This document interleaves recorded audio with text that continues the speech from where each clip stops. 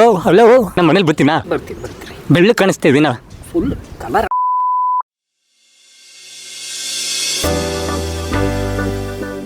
ನಮಸ್ಕಾರ ವೀಕ್ಷಕರೇ, ಉದ್ರಿ ಸಮಾಚಾರಕ್ಕೆ ಸ್ವಾಗತಗಳು. ನಾನು ನಿಮ್ಮ ಸಾಂಗ್ಲಿಯನ್ನ. ಸ್ಟುಡಿಯೋದಲ್ಲಿ ಏನಕ್ಕಿಲ್ಲ ಅಂದ್ಕೊಂಡಿರ್ತಾರೆ, ಯಾಕಂದರೆ ಸ್ಟುಡಿಯೋ ಬಾಡಿಗೆ ಕಟ್ಟಿಲ್ಲ, ಹೊರಗೊಡಿಸಿದ್ದಾರೆ.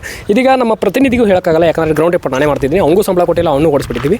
ಸೊ ವಿಷಯಕ್ಕೆ ಬರೋಣ ಅಂದರೆ, ಈಗ ಅನ್ಯಗ್ರಹ ಜೀವಿಗಳಿಂದ ನಮಗೊಂದು ಅವಶೇಷಗಳು ಪತ್ತೆಯಾಗಿದೆ, ಬಾಹ್ಯಾಕಾಶದಿಂದ ಬಂದಿದೆ. ಸೊ ಇಲ್ಲಿ ನೋಡ್ತಿರ್ಬೋದು ವೀಕ್ಷಕರೇ, ಈ ಒಂದು ಕಲ್ಲು ಏನಿದೆ, ಇದರಿಂದ ಆ ಒಂದು ರೇಡಿಯೇಷನ್ಸ್, ಆ ದೈವಿ ಶಕ್ತಿ ಒಂದು ನಮಗೆ ಎಲ್ಲರಿಗೂ ಹೋಗ್ತಾ ಇದೆ. ಆ ಜನಗಳೆಲ್ಲ ಅದರಿಂದ ನೋಡಿ ಕಂಗಾಲಾಗಿದ್ದಾರೆ.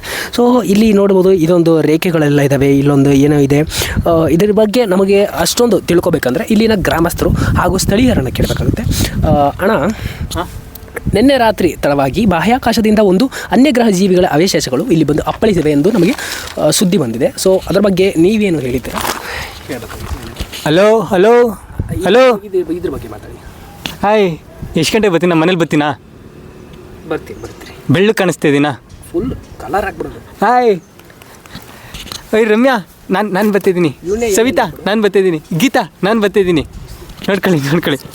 ಸೊ ವೀಕ್ಷಕರ, ಹೇಳಿ ಏನು ಹೇಳ್ತಿದ್ರಿ? ಓಕೆ, ಇದ್ರ ಬಗ್ಗೆ ಹೇಳಿ. ನಿನ್ನೆ ರಾತ್ರಿ ಇದ್ರ ಬಗ್ಗೆ ಬಂದಾಗ ಹೇಗಿತ್ತು? ನೀವು ಇದನ್ನು ನೋಡಿದಿರಿ ಅಂತ ನಮ್ಮ ಸ್ಥಳೀಯರು ಹೇಳಿದರು. ಇದನ್ನು ನೋಡಿದಾಗ ಏನು ಅನಿಸ್ತು ನಿಮಗೆ? ಈ ಬಾಟ್ಲು ನಿನ್ನೆ ಕುಡಿತಾ ಕೂತಿದ್ದಾಣ ಇಲ್ಲೇ, ಜೋರಾಗಿ ಮೇಲಿಂದ ಟ್ರಪಾರ್ ಅಂತ ಬಿತ್ತು. ನಾನು ಫುಲ್ ಗಾಬರಿ ದಂಗ್ಲೆದ್ದೋಗ್ಬಿಟ್ಟೆ. ಏನು ಬಿತ್ತು ಅಂತ ನೋಡ್ತೀನಿ, ಏನು ಬೆಳ್ಳಿಗೆ ಬಂತು ಕೈಯಲ್ಲಿ ತೊಡ್ದು ನಿಲ್ಲಿಸ್ಬಿಟ್ಟೆ ಅಣ್ಣ. ನಿಲ್ಸಿದ ತಕ್ಷಣ ನೋಡೋಣ ಇಲ್ಲಿ ಬಿದ್ದಿದ್ದು ಮಾರ್ಕ್ ಅದೇ ಕಣಣ್ಣ.